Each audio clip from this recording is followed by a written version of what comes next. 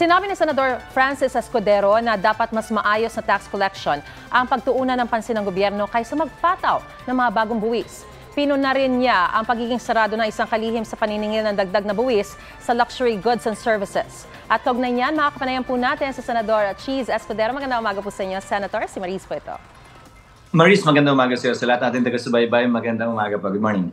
Senator, una sa lahat, sabi niyo po ay hindi kayo pabor sa mga bagong buwis na pabigat lamang sa mga mahihirap. Ano po bang mga buwis ang tinutukoy niyo rito? Ano po bang mga produkto o serbisyo ang posibleng madagdagan pa ng mga buwis? Well, ayon sa inilahad ng Pangulo, buwis kaugnay ng internet services, buwis kaugnay ng pagbebenta gamit ang internet, ang pagtataas sa road users tax at pagtataas marahil sa VAT. Para sa akin, dapat i-improve muna yung collection. Pakita muna nila kung saan nga ba nagastos. Lalo na yung road users tax na earmark yan, Maris. Ibig sabihin, para sa ikakaayos ng mga lansangan para sa mga motorista. Mahigit 140 bilyon na ang nakolekta mula sa road users tax. Nasaan ba nagastos yun? Kaugnay naman ang value-added tax, ayon mismo sa kalihim, 40% lamang ang nakokolekta nila sa target nila sa VAT. Pues, bakit hindi natin dagdagan yung collection efficiency gawing 50 o 60% bago tayo mag-isip ng panibagong buwis na naman nang magbabayad na naman, Maris, ay yung mga dating matitino, mababait at sumusunod sa batas na nagbabayad ng buwis kabilang na sa 40% at yung 60% malamang hindi pa rin magbabayad yan. Senator, ilang administrasyon na rin po kasi yung nagsasabi na ayusin yung, o pagandahin yung tax collection system. Ano pa po ba yung problema sa nagkakaroon ng pagkukulang? Paano po ito maayos? At hindi po ba kailangan ng dagdag buwis para pondohan yung 2024 national budget, Senator? Well, sa simpleng pananalita, Maris, discretion always equals corruption. Minimize discretion, you minimize corruption. Eliminate discretion, you eliminate corruption. Sino bang inaatasan para magkolekta ng buwis? Hindi ba ang BIR? Sino bang inaatasan magkolekta ng duties at ibang buwis? Hindi ba't ang Bureau of Customs? Hindi ba't yung dalawang ahensyang yan ang pangunahing pinagmumulan ng graft and corruption sa ating pamahalaan?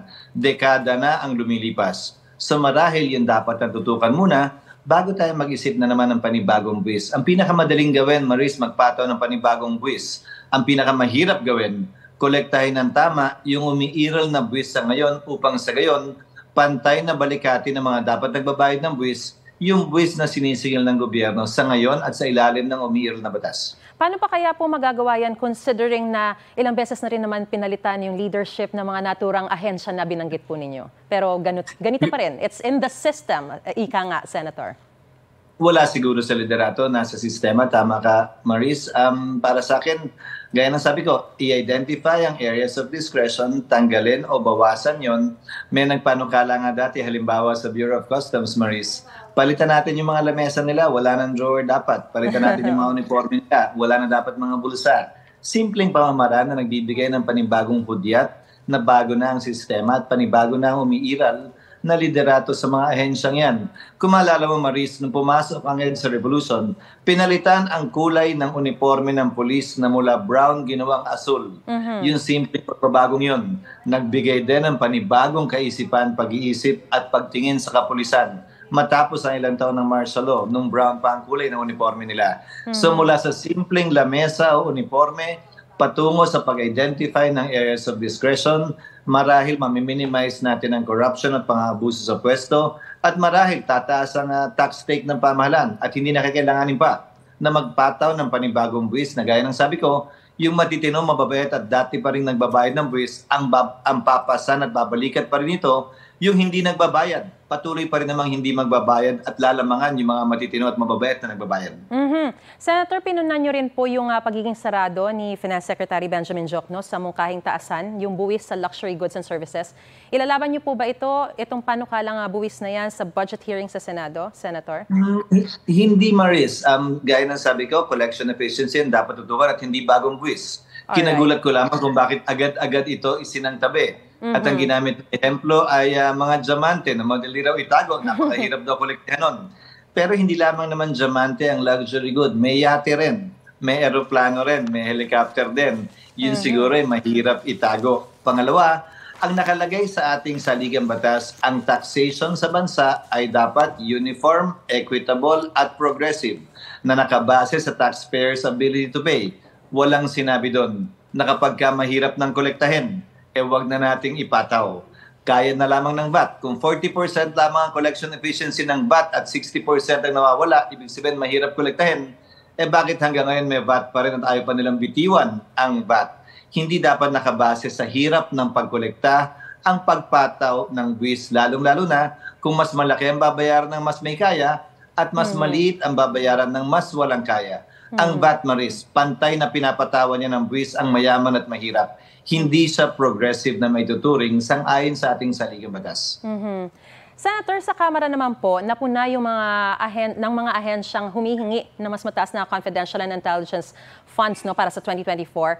Napag-uusapan niyo rin po ba ito sa Senado? Maaari niyo po ba kaming bigyan kung ano yung pulso ng mga senador kaugnay nito? Magsisimula pa lamang ang hearings ng Senado kaugnay ng budget itong darating na linggo sa paniniwala ko. Pero Maris, tulad nung nagdaang taon, ang intelligence fund ay limitado lamang naman sa uniformado o law enforcement agencies natin tulad ng militar at police. Ang confidential funds binigyan ng iba't ibang mga ahensya at nais naming makita ang utilization niyan bagaman sa executive session at hindi maaaring ilahad sa publiko upang matiyak na ito nga ba'y nasusunod. Hindi naman kinakailangan yung particular na operasyon pero detalyado ang requirement, Maris, ng COA at ng DBM kaugnay ng paggamit ng confidential funds. Dapat merong requirement, may need, may necessity, at dapat may report na ibibigay kaugnay ng requirement, need at necessity para sa confidential information. Hindi na namin kailangan alamin pa kung para saan yon at kung ano yung particular nun, pero para makita lamang na sinusundan yung proseso at procedure ng paggamit ng confidential fund. Hindi naman yan pera na pwede lamang ibulsa at gastusin kung saan gusto ng mga ahensya. May proseso rin silang dapat sundin, bagaman ito'y lihim at lingid at hindi kailangan ibulgar sa publiko. At syempre, Senador, babalitaan niyo po kami kung may nakikita kayo o may makikita kayong mga red flags dun sa panukalang budget sa 2024 national budget. Definitely, Maurice. There's a definition that governance is all about allocating scarce resources. If you're able to allocate scarce resources, then you govern properly. Ang national budget, ang GAA, ang NEP, at ang GAB, ang pinakamagandang instrumento at batas para makita ginagamit nga ba ng tama ng gobyerno ang kulang at hindi sapat na resources na meron sila kada taon. Maraming salamat po sa inyo pong panahon at sa impormasyong binigay niyo po sa amin, Senator Cheese Escudero. Magandang umaga po sa inyo. Salamat. Magandang umaga din sa inyo. Good morning. Mga kapuso, know the weather before you go at mag-subscribe na sa GMA Integrated News sa YouTube. Para sa mga kapuso natin sa abroad, bisitahin ang GMA Pinoy TV at www.gmanews.tv.